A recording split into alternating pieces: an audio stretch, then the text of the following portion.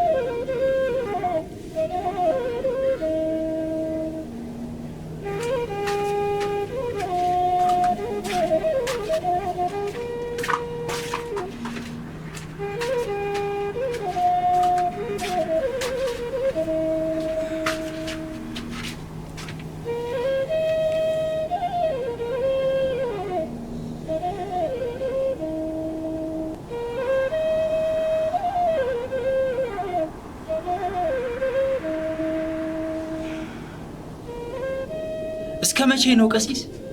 እስከ መቼ ነው እግዚአብሔር ያውቃል እያልን እንደ በግ የምንታረደው? 100 ዓመት ሙሉ የኖረች አባቶቻችን ደምና አጥንታቸውን ከፍለው ያኖሯት ቤተክርስቲያን በአንድ ጀንበር አመድ ሆና ስናያት እግዚአብሔርስ የት ነበር?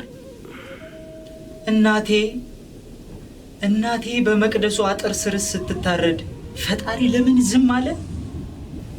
ልጅ አበበ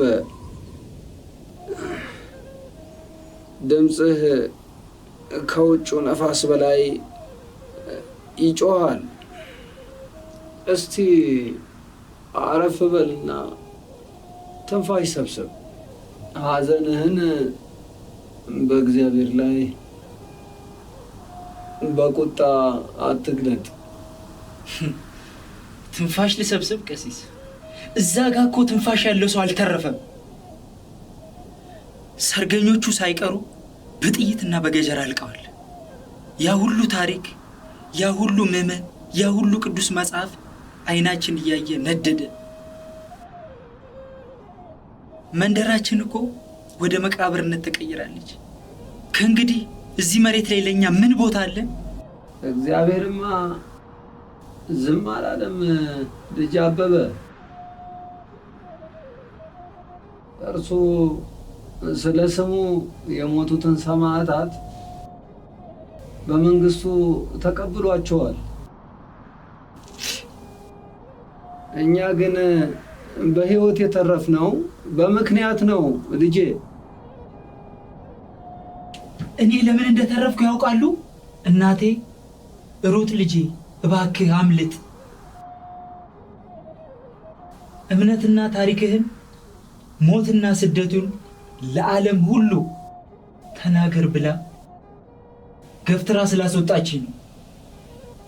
እኔ ከመንደሩ አመድ ውስጥ የሕፃናቶችን ጩኸትና የእናቴን ደም ይዤ ነው የመጣሁት።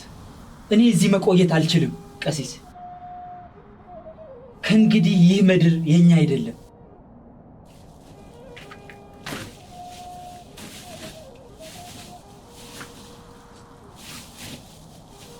ምን እያደረግክ ነው ልጅ አበበ? ጓዜን እቋጠራለሁ። ነገ ከዚህ የሞት ቀጠና እወጣለሁ።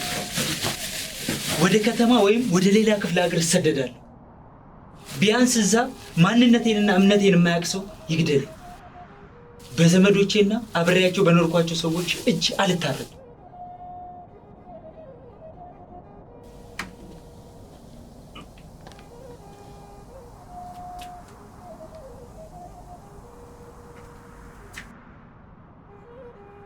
መሄድማ ትችላለህ።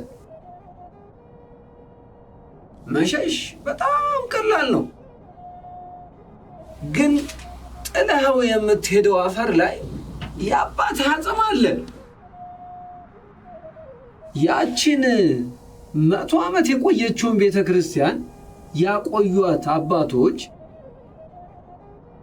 ዝናብና ፀሐይ ብቻ ሳይሆን መከራና ሞት ሳይበግራቸው ነው ቤተ ክርስቲያንን ጠብቀው ለትውልድ ያቆዩት።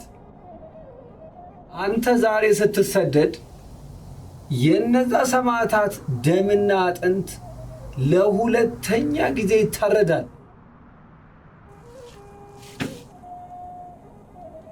ታዲያ ምን ላድርግ ቀሲስ? ዝም ብዬ ተደብቄ እዚህ ድንኳን ውስጥ ቀጣዩ ጥቃትና ሞቴን ልጠባበቅ? ራሱን እንኳን መከላከል የማይችል ማህበረሰብ እኮ ነው ያለው። ሞትህን አትጠባበቅ፣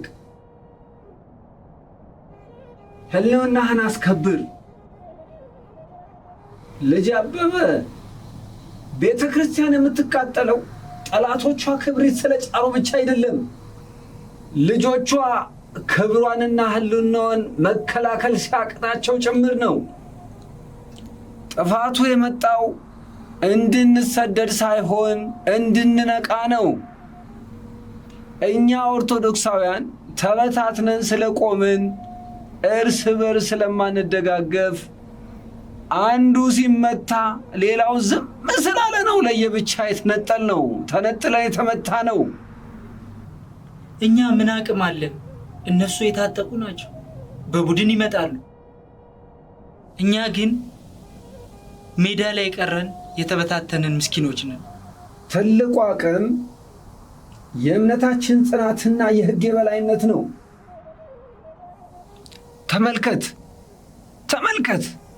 ይህንን መስቀል ከመንደሩ አመድ ውስጥ ነው ወድቆ ያገኘሁት።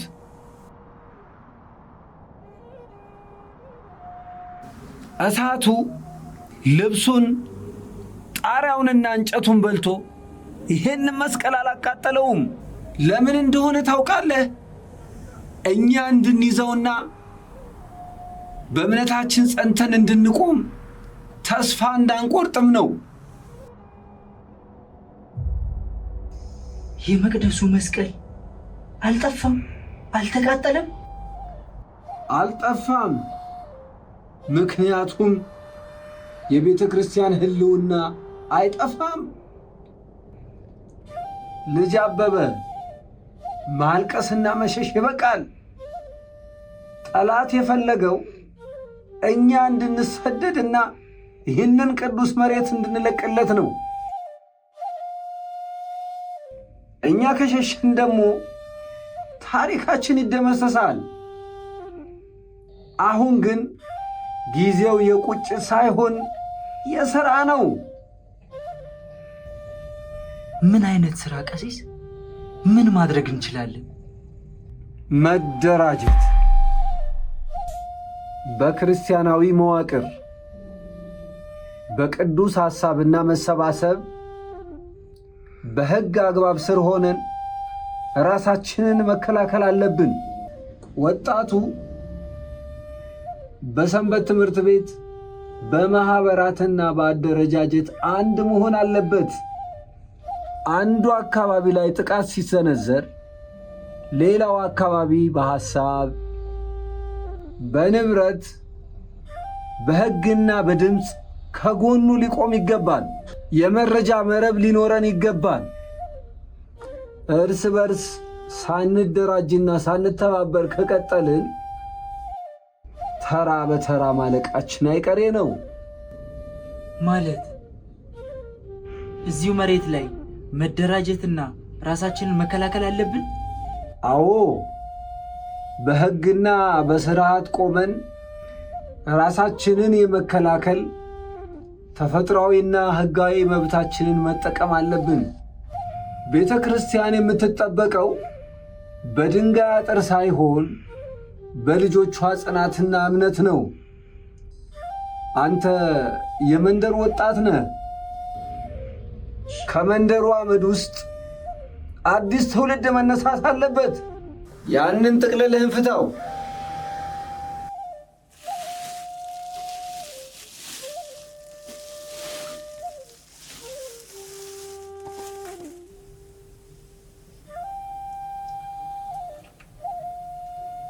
አልሰደድም ቀሲስ፣ አልሰደድም።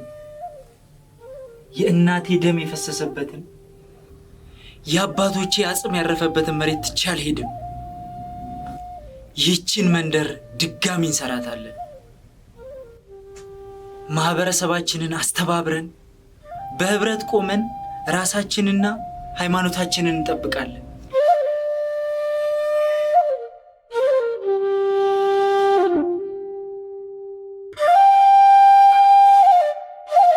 እግዚአብሔር ይባርክህ ልጄ፣ እግዚአብሔር ይባርክህ። አሁን የሰማዕታቱ ነፍስ ጉልበት ሊሰጡን በምልጃ ከኛ ጋር ይሆናሉ። ትንሣኤያችን የሚጀምረው ከዚህ መተባበር ነው።